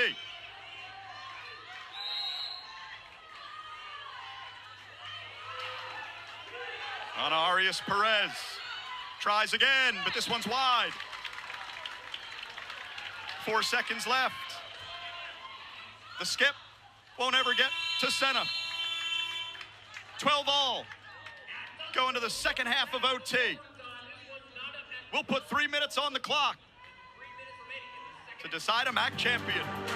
Marist 12, Wagner 12. Overtime continues next on ESPN+. Going to the back half of overtime. One of these two teams is going to take that trophy at some point. In the first overtime period, Ana Arias Perez struck first for Wagner to make it 12-11 Seahawks, their first lead of the game before Kendall De Beer scored on a 6-on-5, her 6th goal of the competition to knot it back up at 12. Despite the fact, William, that the Seahawks have only led for, give or take 30 seconds of this whole game, they're not letting their championship crown go without a fight. Certainly not. The sentiment right now in the Seahawks huddle is that they have more energy than the Red Foxes. A few of their teammates stating that they have the energy. Josh Hauer, head coach, saying that they have the strength on their shots. The only thing, they got to get better on their defensive rotation. So watch for the pressure to come from the Wagner side. With only 3 minutes on the clock in overtime period number 2, Shannon, the team that wins this sprint will have a decided advantage. Oh, absolutely. Every possession from here on out is so incredibly important. Super important to get that possession, get set up in your offense, and try and let one rip. Chris Vidal had Kendall DeBeer taking all the sprints to this point. Now it's Jolanta Semtali who will race for the ball, along with Alex Holovsky-Andrist from Wagner. If we're still tied at the end of this 3-minute period, we will go to sudden victory. Wagner's got the ball first here in overtime, period number 2. Estelle Ramon Turan. Martina Parisi, the lefty. She'll see a lot of water here in overtime with Lily Carrick on 3 exclusions. Mentz fouled at the whole set. Parisi looking for the crashing Og, but she wasn't ready for the ball. And Layla McCarroll takes it away. Marist gets a stop. Ball comes in just a tad too early, hits her elbow on the stroke through, and Marist gets the ball back. McCarroll battling with Holovsky-Andrist. For Bentley in the middle of the pool, and there's an exclusion foul. Chris Vidal was waiting for it on the deck. Holovsky-Andrist second. Marist on the power play with 40 seconds gone by in the back half of OT. After an ordinary foul, you must give that player space, and Wagner certainly was not. McCarroll takes the shot and scores. Again, what a game by McCarroll. Drawing the exclusion, swimming up pool, a couple of hard pump fakes, cross cage and in to put Marist back up by 1. 4th goal for the senior from Laguna Beach, California, who does not want her career to end today. Inside 2 minutes to go in the second half of overtime. Does Wagner have an answer? They have all game long to this point. Og shot, kept out by Sanchez. What a save! That ball was on the mark, going for that cross cage corner. Sanchez makes up, beautiful save. New shot clock for the Seahawks.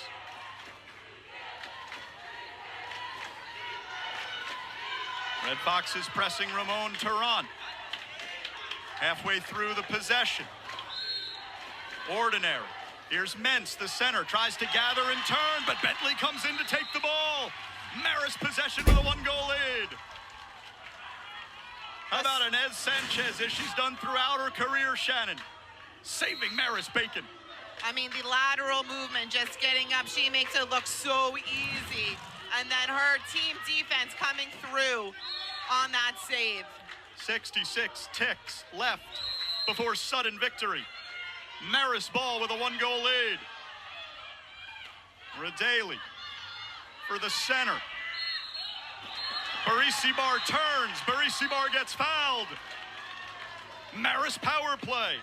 Ramon Turan kicked out for the second time.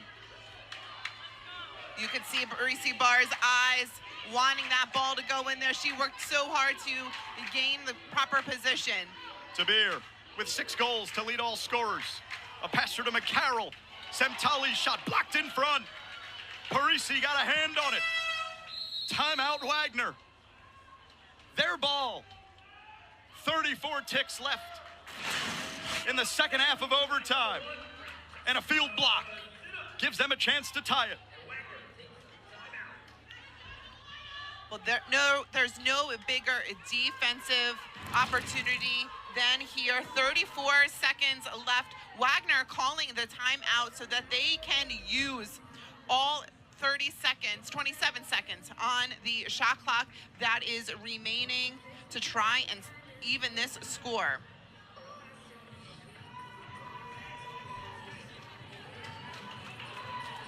Marist had all the momentum after McCarroll scored in the 6-on-5, and Sanchez came up with a big save. It was Red Fox ball on the power play, trying to make the margin 2. But as they have done all game long, all championship long, and all season long, Wagner comes up with a big play defensively. And they've got a chance to tie the score once more. If there is any player, Shannon, who's made for this moment, it is Inez Sanchez. She is cool as a cucumber, no matter how big the moment may be. We can say cool, or maybe just ice is pulsing through those veins, but she just stays so even keeled. She doesn't get too high, she doesn't get too low, and she's really become a leader this year for this Marist team, often going to Chris Vidal's office to watch some film, trying to get herself better every day, and no bigger moment than right here, right now for the senior. Maggie Pike, Magliog, Catherine Mentz, Martina Parisi, Ana Arias Perez in the pool for Wagner. They've got 24 seconds to work with, back underway out of their timeout.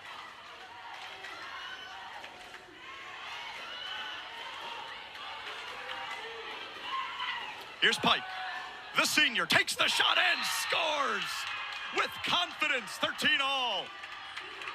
Wow, what a shot from an unlikely hero, just absolutely lasering it in to the back of the net.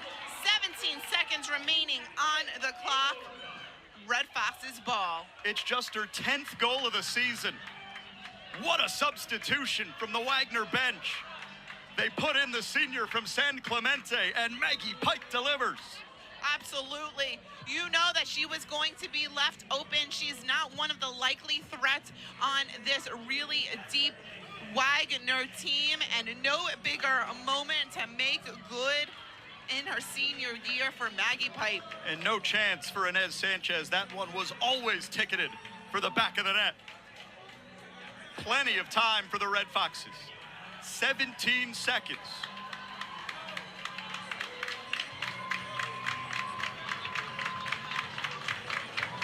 If it remains 13-all, we take a timeout and go to sudden victory. If Marist scores, surely they're on to San Diego.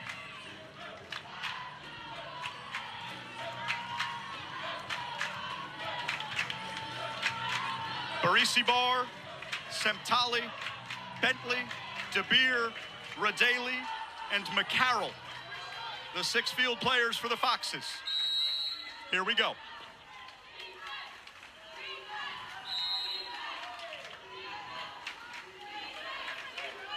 DeBeer, time winding down. 7 seconds. Trying to turn on. Bentley, 3 seconds. Can shoot this. Bentley will try it, but miss the cage. We're going to sudden victory. A really hard shot. Field player gets up, makes the tip to go up and out. What team defense from the Wagner Seahawks. 38 minutes is not enough to decide a champion. Next goal wins when we come back on ESPN+. Sudden victory to decide our MAAC champion in 2026. Marist and Wagner deadlocked at 13. Here are all the goals in overtime from the first half on Arias Perez, giving Wagner a 12-11 lead. They're only one of the game. Marist would answer with Kendall DeBeer, making it 11, or putting Marist even at 12. Second half of overtime, Marist took a lead behind Layla McCarroll in a 6-on-5. Then how about this goal off the bench? Senior Maggie Pike blasting it past Inez Sanchez to make it 13-all and send us to a next goal wins scenario. It's chaos here in the second tier of McCann Natatorium. William, what's it like on the deck? I would say it's chaos times 2 here on the pool deck. In ears to the Marist huddle. 30 seconds to work with was the sentiment. No need to rush. Coach Vidal, let's get this ball and let's put it away. The sprint is won by Wagner. Magliog, the senior, gets to the ball before Anita Radaley. And the Seahawks will have the first opportunity to punch their ticket, but they turn it over. An offensive foul. Here come the Foxes. A 3-on-2 if they hurry. DeBeer with Barisibar and Radaley to her right. Pulls up, passes, finds Radaley. Defense collapses and commits an ordinary. Still Marist ball. 18 seconds on the timer to set up some offense. Radaley was just flying down that pool after going off of that sprint. She really wanted that ball. Bentley able to keep it alive. 6 to shoot. Semtali at mid-pool. 3 seconds on the timer. She tries it, but it's knocked down by Senna. Wagner gets the stop.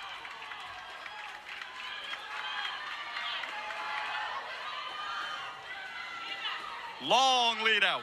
Ramon Tarrant gets to it. Ana Arias Perez. Martina Parisi. Up top, Lacey Aquara. 5 to shoot. Ramon Tarrant, saved by Sanchez.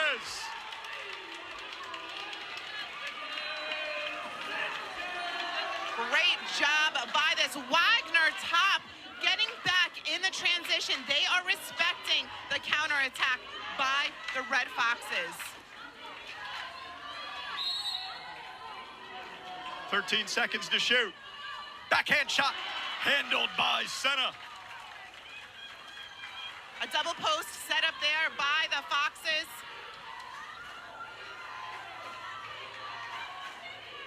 Both teams 0 for 2 on their first possession of Golden Goal water polo.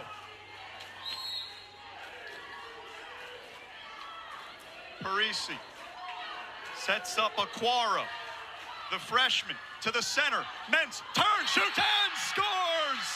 Wagner walks it off to complete the three-peat. The Seahawks are the MAAC champions in 2026.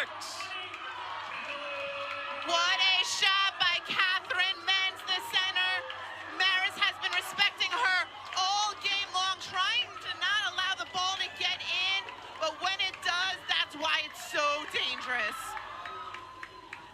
The Red Foxes are shell-shocked. They cannot believe that their nearly perfect season comes up short in sudden victory. Just so many emotions for both teams alike. The thrill of victory and the agony of defeat displayed in full right here. Wagner came in as the underdogs, the 3 seed. A seed we've never seen them before at. They ran through this bracket and come away victorious with the MAAC 2026 championship. Take another look at the championship clincher. Mens to her right, no chance for Sanchez. So a strong. hat trick in style.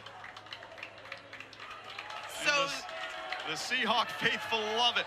This was not, Shannon, an inevitable championship the way so many of Wagner's now 13 have been. They did not come in as a dominant force. In fact, Marist had beaten them in all 3 regular season meetings between the two. You said it, they were the 3 seed in this tournament. And you see the emotion of victory as an underdog on the faces of the players from Wagner College. What a game. this is definitely one for the books.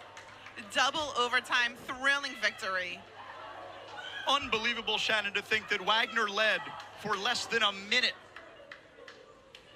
of this game, which required more than 40 to decide a champion. Josh Hauer swimming over to chat with our William Rosen. Thanks, Jeff. Here, very close to the pool. He's going to come up. Here with Josh Hauer. Coach, just describe the emotion back in the pool once more. Nothing tastes better than the water after a championship. That is fantastic. Well, I'm super proud of this family, this program. Wagner fights for everything. We are super proud. The feeling, the emotion is just love for our seniors and the group that has just fought tooth and nail, and the strength to come back and be in foul trouble to do that. I'm so grateful and proud of this group. You come in as the 3 seed this year, something to prove. How did you think your team performed winning the championship? Fantastic. I mean, we did everything we needed to do. The season we talked about was a journey and the growth, and from the staff all the way down to the last person, we just bought in to the process. And this is the standard. Going to everything you need to do, the details, each and every day, and finishing everything. That's what this is about. What do you want to tell your team? I love you. I love you. I love them so much. Great sentiment from Wagner. Another championship under your belt. Congratulations, Coach. Thank you. Thank you. Thank you. Jeff? What a game, William. Wagner wins it 14-13 in sudden victory. Let's take a look at our sub-above player of the game. It's Catherine Mentz, who scored a hat trick with the 3rd coming in golden goal overtime to send Wagner to San Diego and their 3rd consecutive NCAA tournament. And you see how much Marist respects Catherine Mentz as a center. They were all over her. And let's not forget, early in the first quarter, she was out with an eye injury. We were not sure if she was going to return to the game. She did at the very end of that quarter, and what an impact she had on this game today. A slugfest, an absolutely sensational showcase goes the way of the Wagner Seahawks. The MAAC championship still resides in Staten Island.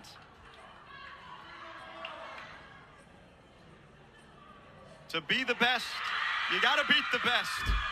And it's still Wagner atop the mountain in the MAAC. They have asserted their dominance over the last 2 decades. It was a bit of a roller coaster of a regular season, but you know what? I think Coach Howard and company would have taken all of those lumps to be where they are here today.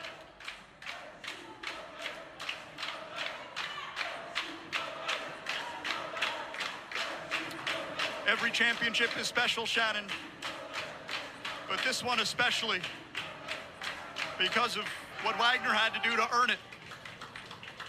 They become the first team in a long time to win 2 games as a low seed in the MAAC championship.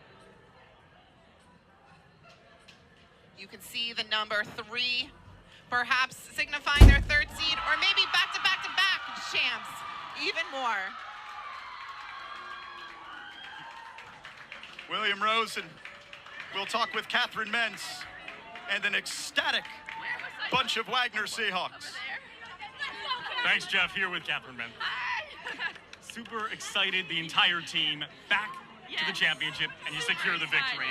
What's the mindset heading in to San Diego? Going in, we're super excited. We worked so hard all season, every single practice, even when we're tired, we're still getting in. This is what we work for every single time, these lost moments, scoring those big goals, big moments. That's what we train every single day for. An overtime period, another overtime period, and another overtime period. How did it feel when that final buzzer went off and you were victorious? You can't describe the feeling. It's so good. Just knowing that like it's over and you did it and your whole team is behind you, looking back, seeing all the cheering, everything, it just feels so good. What's your message to Seahawk Nation as you go to San Diego? Thank you so much to all the supporters. It was amazing to have everybody here, and go Seahawks! The Seahawks are MAAC champions. Jeff Shannon to close us out. The South African with the winner in golden goal overtime. Shannon, as we take a look at the complete championship bracket here in 2026, how do you sum this one up? Well, it was a drag-out dogfight for the Wagner Seahawks. We saw some phenomenal play offensively and defensively, especially from their goalie, Francesca Senna. The final delivered everything you could want and more. Marist led by 2 after a quarter, by 1 at intermission, by 2 going to the 4th. It was 11 all in the 4th quarter. Tied at the end of each of the first 2 periods of overtime before Catherine Mentz completed her hat trick, scoring the golden goal that has Wagner going to San Diego. That's all from here inside McCann Natatorium. For William Rosen and Shannon Ventry, I'm Jeff Brault, saying so long from Poughkeepsie. Congratulations to Wagner, champions of the MAAC in 2026. This has been a presentation of ESPN.